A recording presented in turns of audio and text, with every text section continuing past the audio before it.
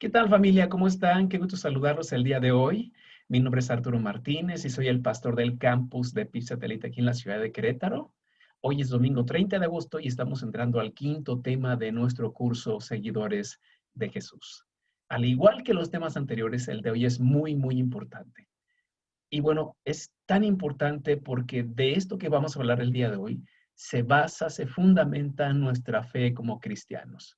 Vamos a hablar acerca de la resurrección de Jesucristo, cuáles son las evidencias que tenemos a favor y también algunas hipótesis que se han manejado anteriormente, algunas hipótesis en contra. Y bueno, ¿por qué es importante que nosotros estudiemos este tema? Porque si nosotros llegamos a la conclusión de que Jesucristo no resucitó, o se llega a la conclusión de que Jesucristo no resucitó, no estaríamos tan lejos de ser como son los seguidores de Mahoma, de Buda o de Confucio. Es decir, que tuvieron un líder que los guió por cierto tiempo, que les dejó algunas enseñanzas, pero que sigue muerto. Sin embargo, nosotros tenemos evidencias para mostrar y demostrar que Jesucristo realmente resucitó. Así que de eso vamos a estar hablando el día de hoy y espero que vaya a ser de utilidad para ustedes.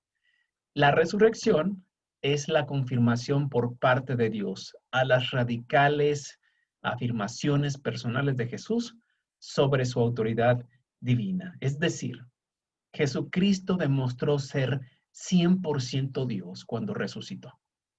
Todo lo que él venía diciendo con respecto a su relación con Dios, con respecto a las promesas que tenía, con respecto a las profecías, con respecto a sus enseñanzas, se ve realizado en la resurrección. Jesucristo tuvo el poder para resucitar porque Él es Dios. Entonces, es la prueba máxima de su divinidad. Miren, les comento que en algún tiempo un pastor se estaba rasurando en 1932. Un pastor se estaba rasurando por la mañana cuando oyó a un ministro religioso liberal decir en la radio: hoy es domingo de Pascua. No importa si Cristo ha resucitado o no. El cuerpo de Cristo puede convertirse en polvo. Lo que verdaderamente importa es la verdad y la inspiración de la resurrección que continuará con nosotros. Al oír esto, el pastor Alfred Ackley gritó fuerte a la radio: eso es mentira, dijo él. Ese día, como era obviamente resurrección, predicó con mucha pasión sobre la resurrección en su iglesia, y su esposa, al verlo tan afligido, tan contrariado por la afirmación que había escuchado en la radio, le dijo que escribiera un himno que hablara sobre la resurrección, y efectivamente eso fue lo que hizo. El himno que escribió se llama Himno de Pascua o de Resurrección y dice así: sirvo a un Salvador resucitado. Él está en el mundo hoy. Sé que Él vive, por más que los hombres digan lo que digan. Veo su mano de misericordia, oigo su voz de aliento, y justo en el momento que lo necesito, Él está cerca. Él vive, Él vive. Cristo vive hoy día. Él anda conmigo y habla conmigo en el angosto camino de la vida. Él vive para impartir salvación. Me preguntas cómo sé que vive, dice el himno. Él vive dentro de mi corazón. Aunque esta respuesta es absolutamente apropiada a un nivel individual, no funciona mucho cuando los cristianos, como tú y yo, interactuamos con no creyentes en la arena pública. Como cuando un editor de un periódico local nos pregunta a nosotros: ¿cómo sabes que Jesús está vivo? O cuando estamos en las reuniones de padres y maestros y alguien nos pregunta con respecto a nuestra fe, o simple en una conversación de compañeros en el trabajo. Cuando alguien nos pregunta a nosotros y nos dice: ¿por qué crees que Jesús vive? Responderle: porque Él vive dentro de mi corazón, no es adecuado. Es una buena respuesta de manera personal, pero no tiene los argumentos sólidos para mostrar la resurrección de Jesucristo. Eso es a lo que voy. No es incorrecto decir que Jesucristo, que sabemos que Jesucristo vive porque vive dentro de nuestros corazones, pero no es un argumento. No es un argumento válido para las personas que están buscando pruebas fehacientes. Aunque es una respuesta individualmente buena, no es un argumento sólido. Por esa razón, es crucial que seamos capaces de presentar evidencia objetiva en apoyo de nuestras creencias. Y de esto se ha tratado todo este curso, presentar evidencias objetivas en apoyo de nuestras creencias. De otro modo, nuestras afirmaciones no tendrán más peso que la garantía de cualquiera que afirme haber tenido una experiencia privada con Dios.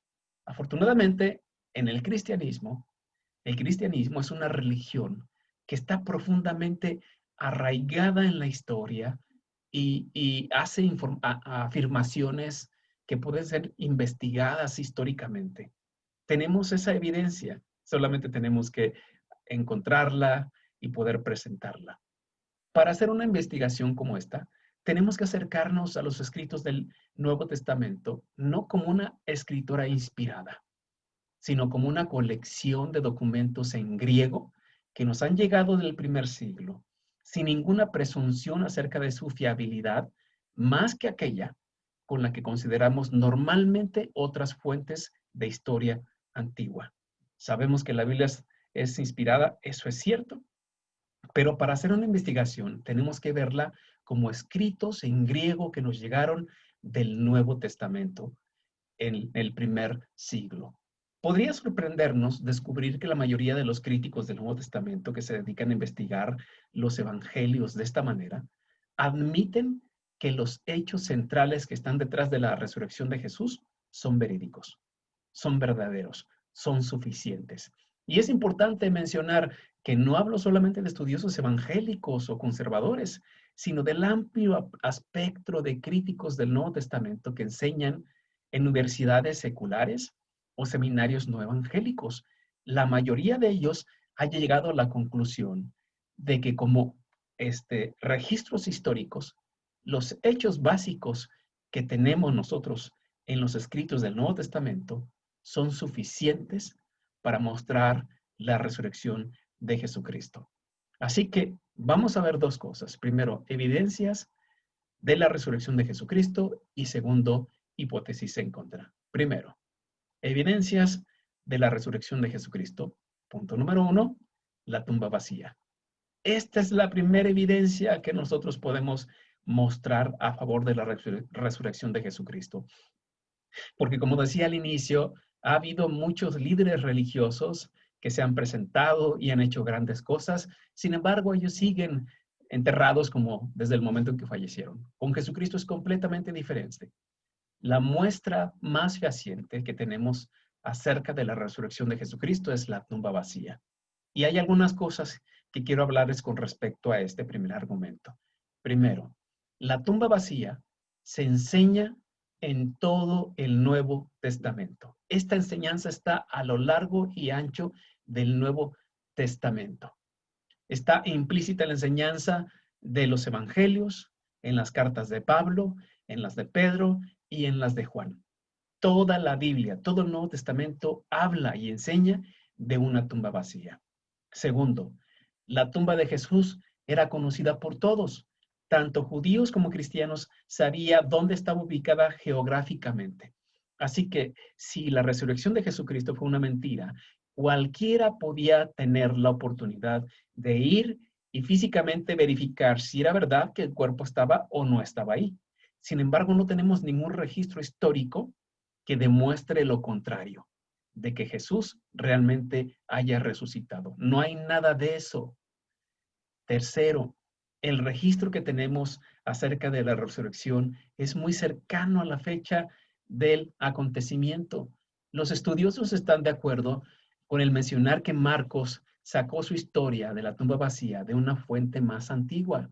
De hecho, hay evidencia de que esa fuente antigua se escribió un poco después de la muerte de Jesucristo, en el año 37 después de Cristo. Si Jesús murió en el 33, para el 37 solamente son 4 años de diferencia y ya tenemos un registro histórico escrito de la resurrección de Jesucristo.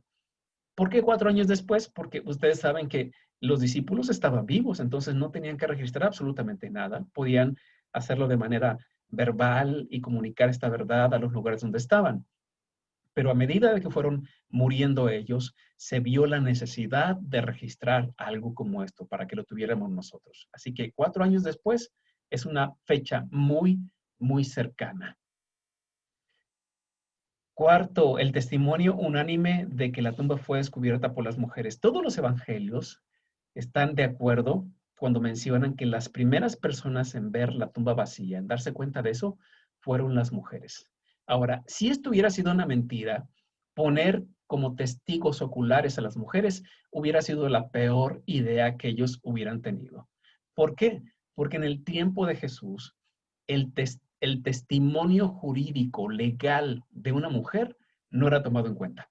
No era tomado en cuenta. Así que si hubiera sido una mentira la resurrección de Jesucristo, al momento de escribir los relatos, los escritores del de los evangelios, se hubieran puesto a ellos, a los hombres, como testigos oculares, no a las mujeres. Así que cuando ponen a las mujeres nos damos cuenta de que no hay mano negra en el asunto. Y todos están de acuerdo que las mujeres vieron la tumba vacía, fueron las primeras. Y por último, las autoridades religiosas de la época aceptaron el carácter histórico de la tumba vacía. Es decir, que no había nadie que dijera que la tumba todavía contenía el cuerpo de Jesús. No hay eso. La pregunta siempre fue, ¿qué sucedió con el cuerpo? La pregunta nunca fue, ¿está la tumba vacía o está todavía ocupada? No fue. La pregunta fue, ¿qué sucedió con el cuerpo? Lo que esto implica es que ellos estaban de acuerdo con el decir que la tumba estaba vacía. La pregunta era, ¿dónde está el cuerpo? Entonces, esto implica que la tumba realmente estaba vacía. Ese es el primer argumento que tenemos a favor de la resurrección de Jesucristo, la tumba vacía. Sin embargo, como ustedes saben, una tumba vacía no necesariamente quiere decir que hubo una resurrección de por medio. Quizás quiere decir que el cuerpo no está, que se lo robaron o que hubo algo por ahí, ¿no? Pero no quiere decir que hubo una resurrección de por medio. Esto nos lleva al segundo argumento. Y el segundo argumento saca toda duda con respecto a lo que estamos diciendo en este momento, las apariciones de Jesús. Aunque la tumba vacía es un buen argumento, muy bueno, no es la prueba fehaciente de que Jesucristo haya resucitado verdaderamente. Un cuerpo desaparecido no es una prueba concluyente por sí solo. Sin embargo, si le añadimos a esto de que hubo apariciones de Jesús a muchas personas, entonces cobra más sentido el asunto de la tumba vacía. Es importante mencionar que las apariciones de Jesús fueron con un cuerpo y no solo espirituales. Es decir, Jesús se presentó con un cuerpo, como el tuyo, como el mío, glorificado obviamente, pero se presentó con un cuerpo, donde se veían las heridas en sus manos y la herida en su costado. En ocasiones, cuando Jesús se presentaba con estas personas, ellos podían tocar su cuerpo, incluso podían comer juntamente con él. Los textos nos enseñan, los evangelios nos enseñan, que él estaba presente físicamente cuando se apareció. Jesús se le aparece a María Magdalena, se le aparece a 2 mujeres, se les aparece a 2 discípulos caminos a Emaús. En un tiempo no especificado, Jesús se le aparece a Pedro, también se le aparece a 10 de los 11 y después se le aparece a los 11, ya estando Tomás. Recuerdan ustedes que Jesús se aparece a los 10, primero no estaba Tomás y cuando le comentan a Tomás, Tomás dice, yo no voy a creer hasta que no vea a Jesús y su cuerpo y pueda meter mi mano en sus heridas en las manos y su herida y en la herida de su costado. Entonces la segunda vez Jesús se aparece con Tomás y le dice, Tomasito, ven acá y mete tus manos en mis heridas y también en mi costado. Entonces tenía un cuerpo. También Jesús se le aparece a 7 discípulos que están con él en el mar de Galilea. Después, los 11 se reúnen con Jesús en el monte de Galilea. En un tiempo no especificado, se le aparece a más de 500 personas a la vez. Esto es bien importante. Más de 500 personas a la vez. Después se le aparece a Santiago, su medio hermano, que en un inicio no creía en él. Se le aparece a Santiago. Se le aparece después a Pablo el apóstol, a Saulo. y se le aparece a los 11 poco antes de ascender al cielo. Sin duda, la cantidad de testimonios y corroboraciones de las apariciones de Jesús después de su resurrección es completamente asombrosa. Ustedes saben, y ya les he dicho, que una de las maneras en las que podemos verificar si una historia es verídica es a través de los restos arqueológicos, pero también a través de los testigos oculares. Bueno, aquí hay muchos testigos oculares, muchas personas que afirman haber visto a Jesús resucitado y con un cuerpo. Si uno llamara, para ponerlo en perspectiva, si uno llamara a cada uno de los testigos a un tribunal para interrogarlos con respecto a las apariciones de Jesús y les diéramos 15 minutos a cada uno de ellos para que nos explicaran, nos dieran su opinión y sus pruebas, podríamos continuar día y noche sin parar. Nos llevaría desde el desayuno del lunes, empezaríamos el lunes desayunando, hasta la cena del viernes para escuchar los testimonios de los testigos oculares. Con esa evidencia, ¿quién nos sale convencido? Toda una semana escuchando los testimonios, los relatos de personas que lo vieron resucitado. Entonces, esto es bien importante, la resurrección de Jesucristo a través de las apariciones hacia las personas. El tercer argumento también es bien importante y se llama evidencia circunstancial, que se compone de hechos indirectos a partir de los cuales se puede derivar inferencias en forma racional. El efecto de estos evidencia circunstancial es un efecto acumulativo que puede ser casi tan poderoso como los relatos de testigos oculares y en muchos casos incluso más potente. ¿Cuál es esta evidencia circunstancial a favor de la resurrección de Jesucristo? Primero, aunque no aparece aquí, se los comento. El primero es el cambio en la vida de los discípulos. El cambio en la vida de los discípulos. Cuando Jesús fue crucificado, los discípulos se desanimaron y se deprimieron. La confianza de que Jesús había sido enviado por Dios se había desvanecido por dos razones. Primero, porque creían ellos que cualquier persona que moría crucificada era maldecida por Dios. Y segundo, les habían enseñado que Dios no permitiría que su Mesías sufriera la muerte. Así que cuando ven a Jesús muerto, como su Mesías, muerto y además crucificado, dijeron, esto se acabó, esto se acabó. Por lo tanto, se dispersaron y algunos de ellos regresaron a sus antiguas ocupaciones. Pedro y otros regresaron a pescar. El movimiento de Jesús se había parado en seco, por lo menos eso era lo que parecía. Pero al cabo de un periodo corto de tiempo, los vemos abandonar nuevamente sus ocupaciones y volver a reunirse y comprometerse a anunciar un mensaje muy específico, que Jesucristo era el Mesías de Dios, que murió en la cruz, volvió a la vida y que ellos lo vieron resucitado. La vida de ellos había tenido un cambio radical tremendo. Nadie podía explicarse eso. Habían pasado de temor a valor y de duda a fe. Incluso su léxico había sido transformado. Las autoridades religiosas de la época no se explicaban cómo era posible que estos tuvieran esa sabiduría y ese lenguaje, porque eran considerados como del vulgo. Entonces, la primera evidencia circunstancial es el cambio en la vida de los discípulos de Jesús.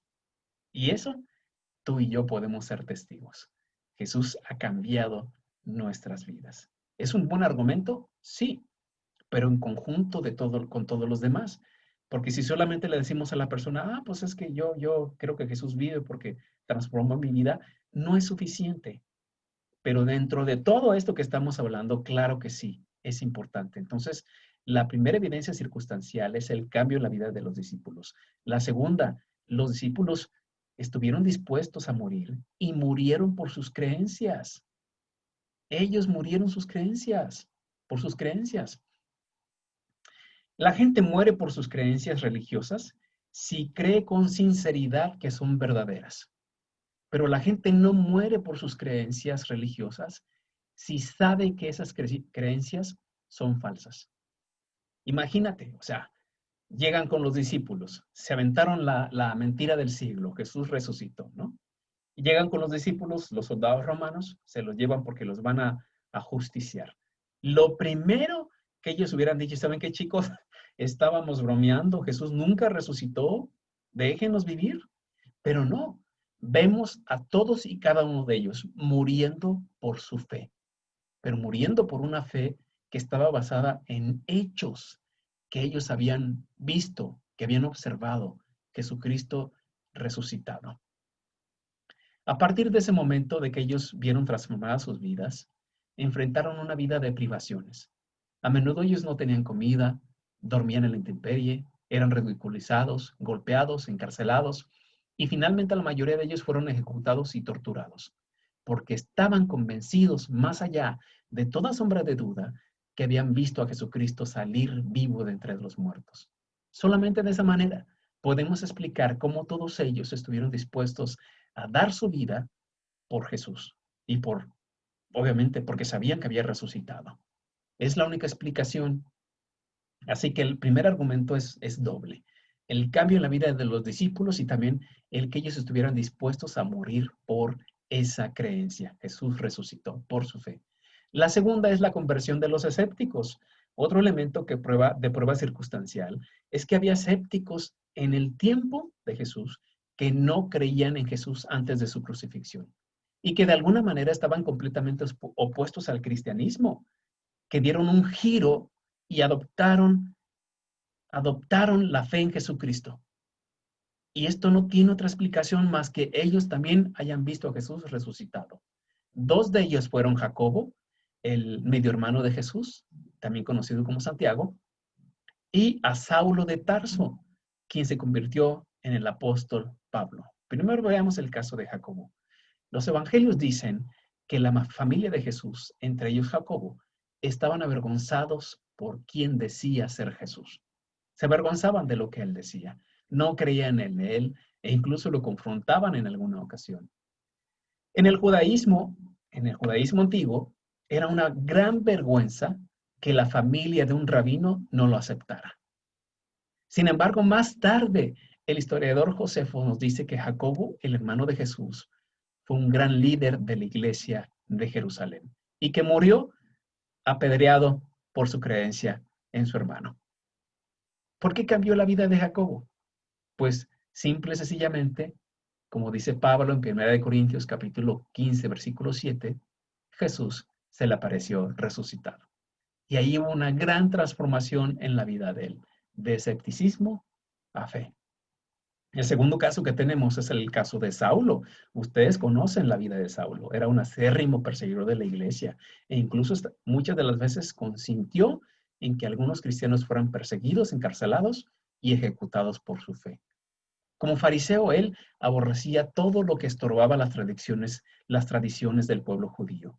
Para él, este nuevo movimiento contrario llamado cristianismo era la más alta traición, la más alta traición. Es más, él se quitaba su frustración ejecutando a cristianos cuando tenía la oportunidad. Pero de repente, no solamente los deja tranquilos, sino que se une a ese movimiento. ¿Cómo pasó esto? Si era el principal perseguidor de la iglesia de Jesucristo, ¿cómo es posible que haya pasado de ser un perseguidor a ser un promotor? De su puño y letra, él nos dice que vio al Cristo resucitado en Hechos capítulo 26, versículo 12 y 18. Y escuchó a Cristo designarlo para ser uno de sus seguidores. Ahora, la vida de Pablo después de este tiempo cambió.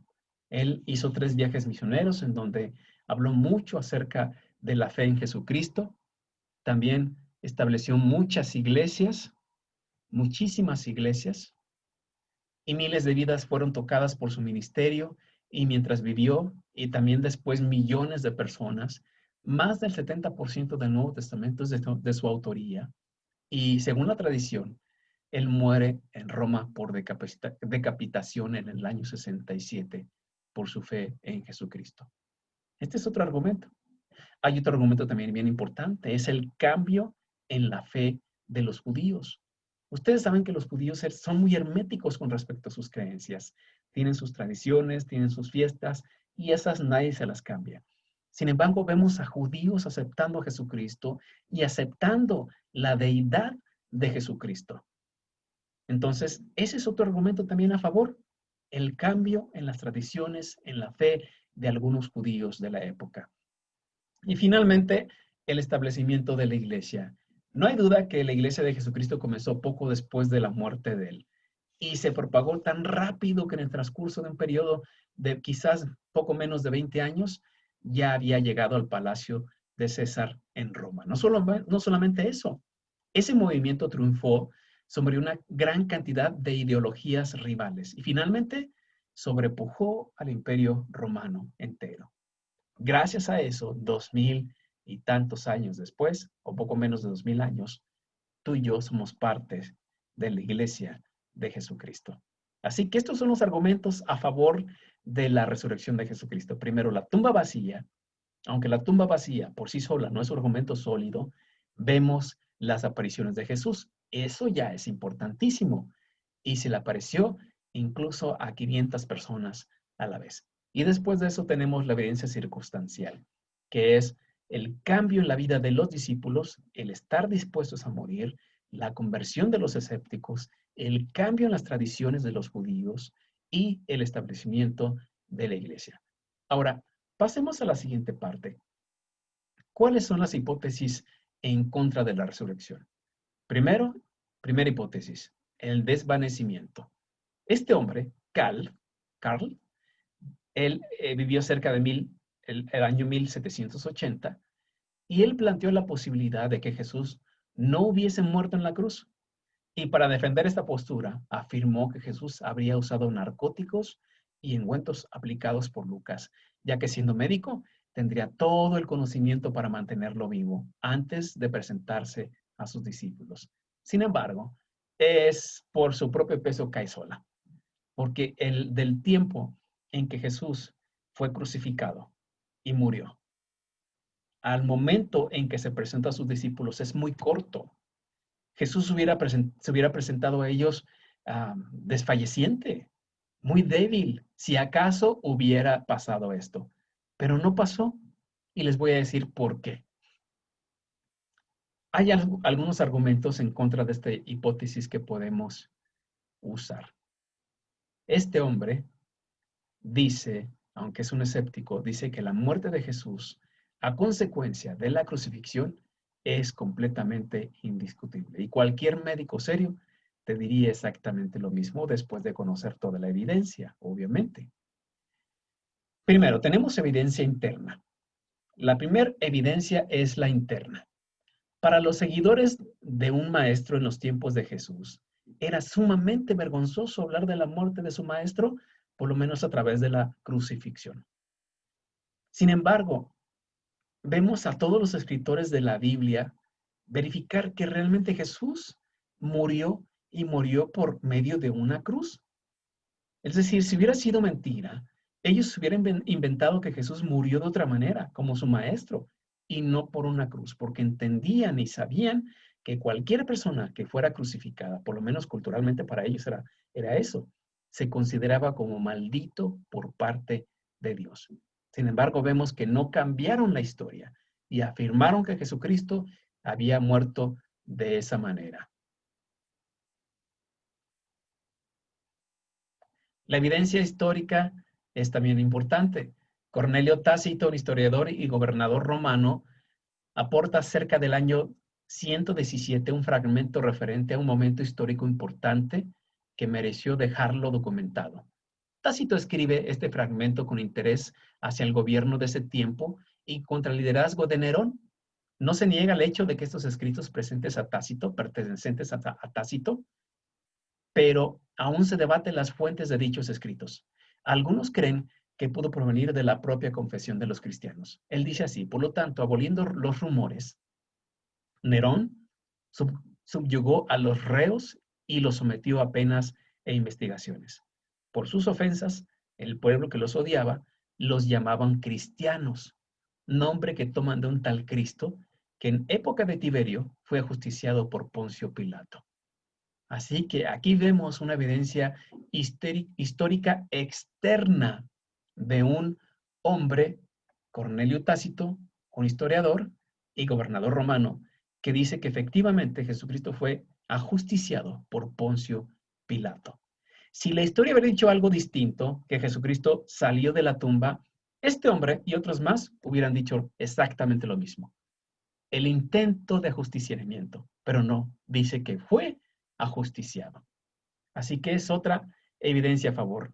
Y otra evidencia que tenemos a favor de esto, de que Jesucristo realmente murió, es la evidencia científica o médica en su caso.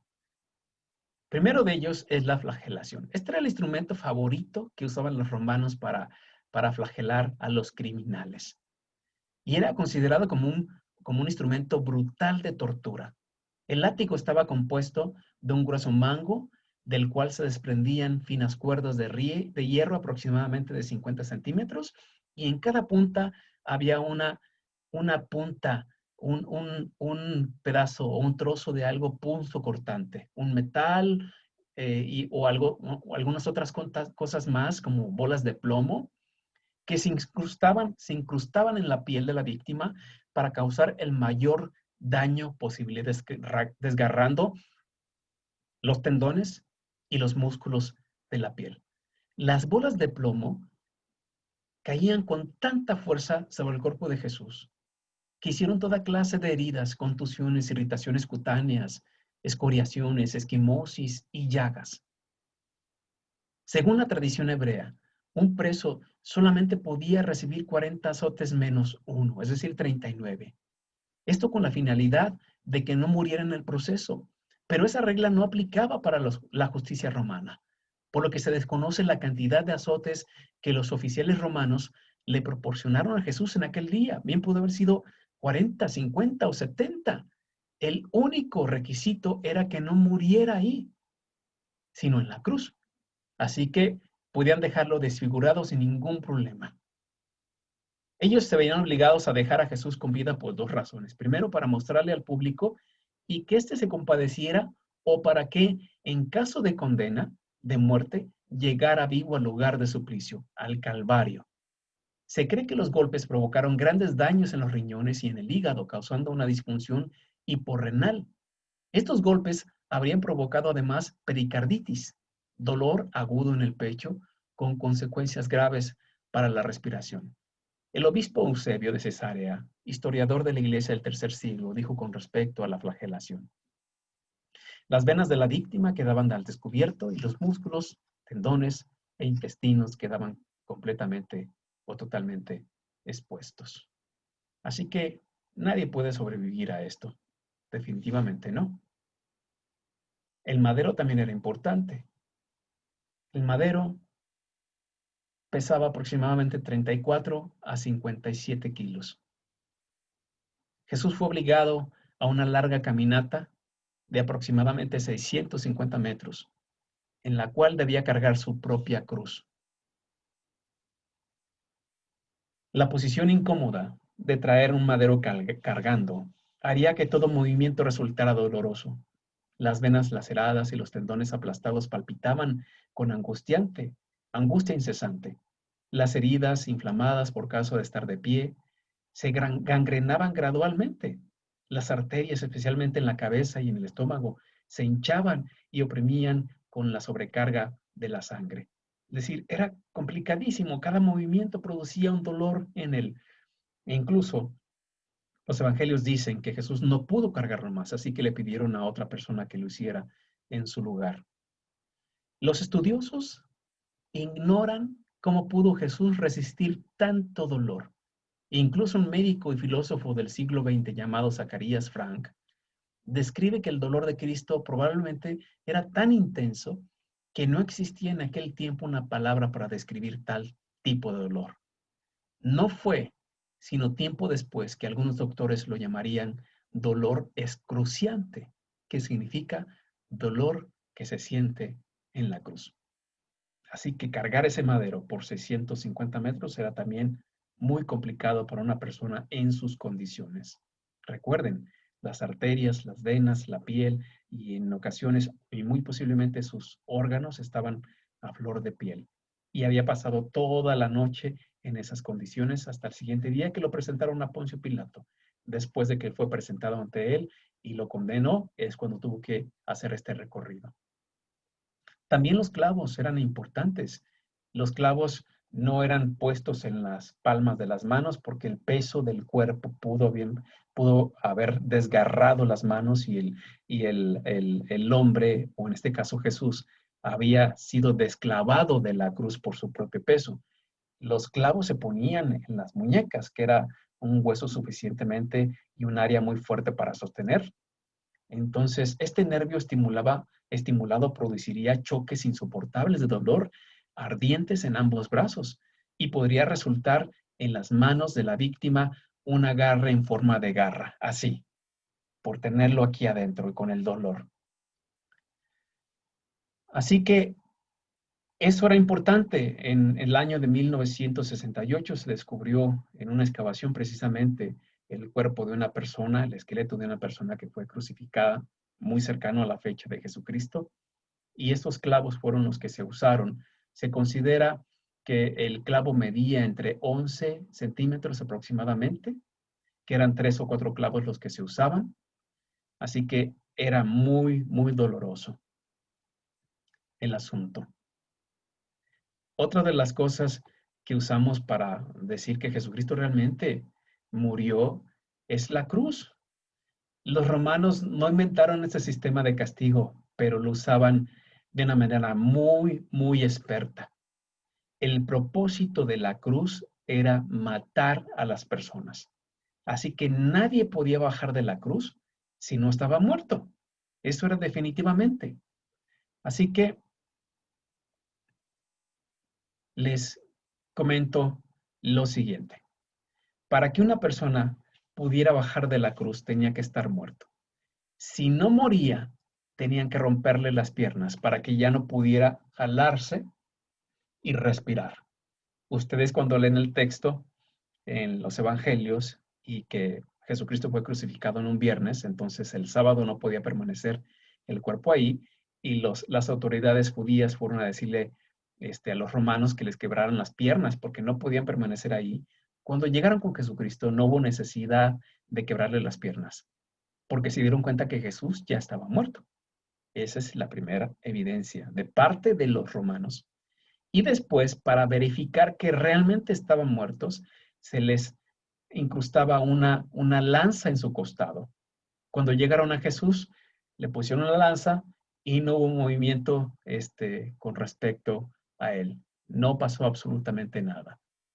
Y una de las cosas importantes es lo que salió cuando le clavaron la lanza en su costado. Le salió sangre porque al romperse el corazón derrama sangre en el pericardio.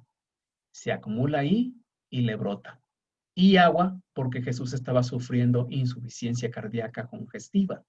Desde el momento del Vía Crucis o de este camino hasta llegar al Gólgota, y ello provocaba un edema en el pulmón que produce agua dentro de la pleura y por eso le salió agua. Cuando le salió agua y sangre a Jesús, es que su cuerpo ya no tenía más sangre que dar. La causa de la muerte, el doctor Jorge Fuentes Aguirre en una conferencia mencionó las siguientes causas. Primero, síndrome de estrés agudo. Segundo, hipertensión arterial de origen psicosomático. Tercero, anemia aguda por pérdida de sangre. Cuarto, insuficiencia cardíaca congestiva. Ahí dice cuarto, pero es 5. Quinto, insuficiencia respiratoria aguda. Sexto, síndrome pleural con derrame.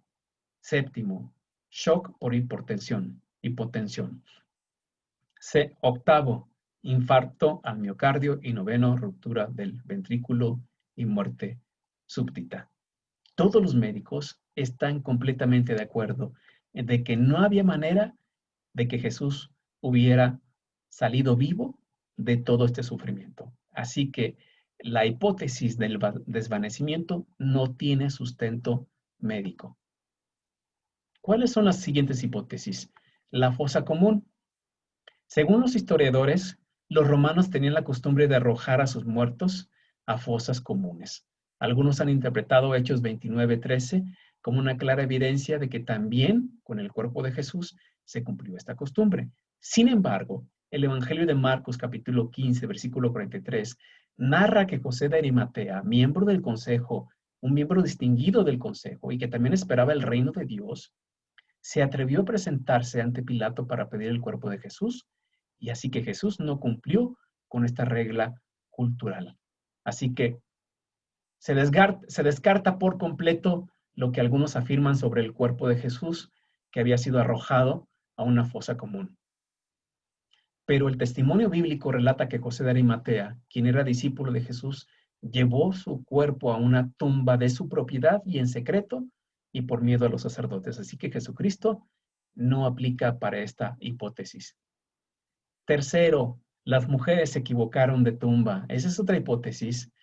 Esta teoría intenta explicar que tal vez las mujeres fueron al sepulcro el domingo de la mañana y se equivocaron de tumba y por consiguiente, por eso lo encontraron vacía. Sin embargo, no es verdad, porque las mujeres habían visto dónde habían sepultado a Jesús.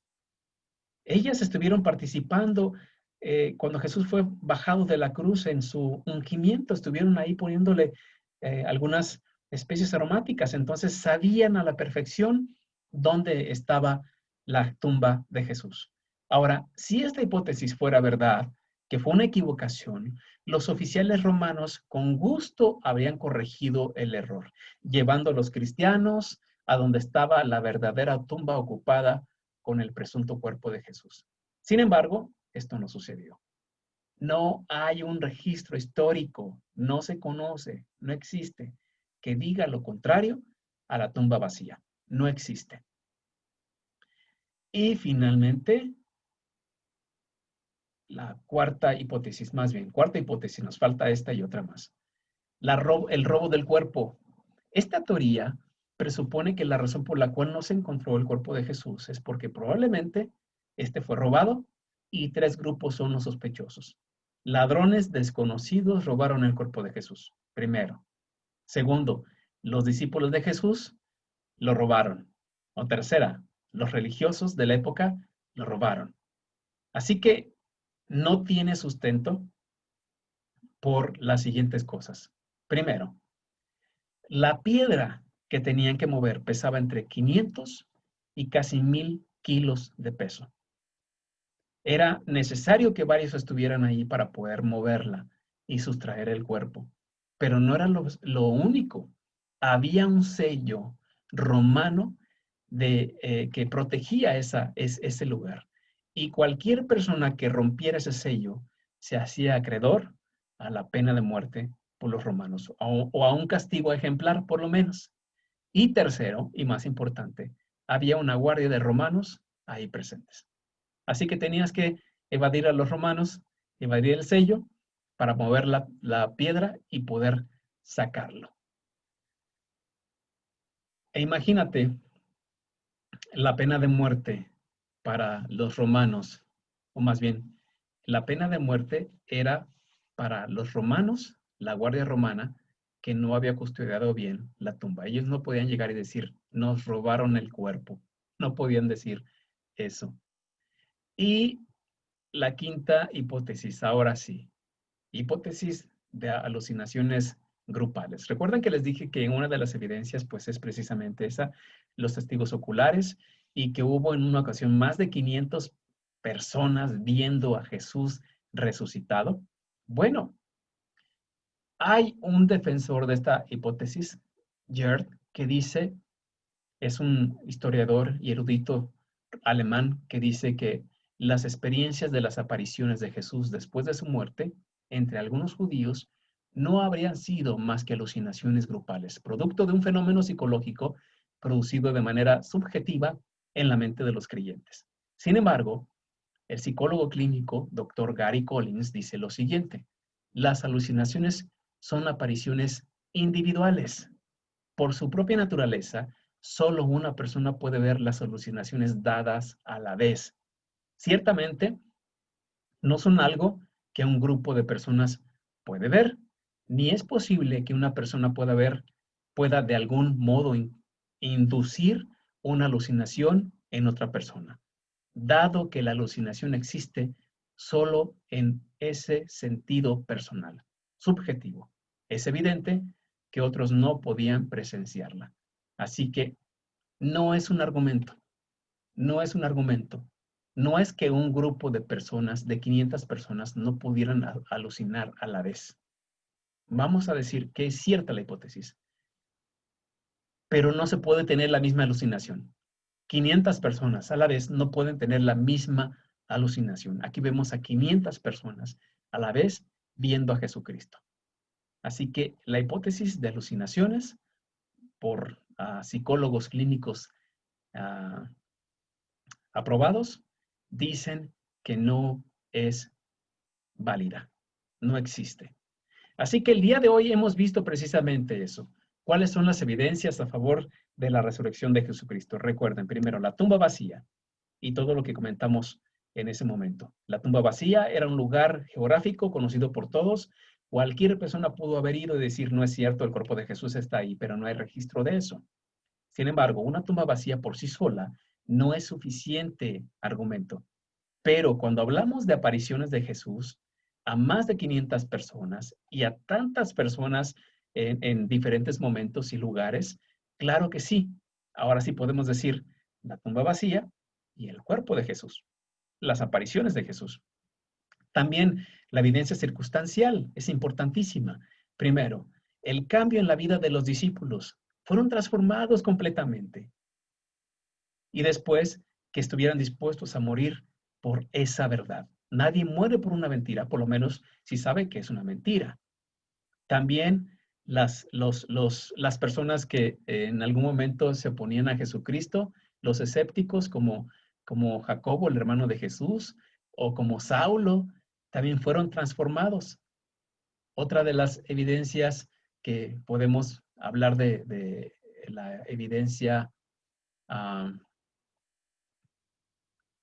circunstancial, aquí estoy buscándola, ya encontré esa. El establecimiento de la iglesia y antes de eso, el cambio en la fe de los judíos que aceptaban a Jesucristo. Ellos llegaron a la conclusión y aceptaron la deidad de Jesucristo. Entonces, también eso es importante. Y el establecimiento de la iglesia definitivamente. Con esas evidencias, con esos argumentos, podemos tener precisamente mucho para poder compartir cuando una persona nos pregunta, ¿por qué creemos que Jesucristo resucitó? Espero que este tema haya sido de utilidad para ustedes. Nos vemos en la siguiente sesión y vamos a hablar acerca del Espíritu Santo. ¿El Espíritu Santo es un poder o es una persona? Gracias por este tiempo. Que Dios los bendiga. Cuídense mucho. Nos vemos muy pronto. Que el Señor guarde sus vidas.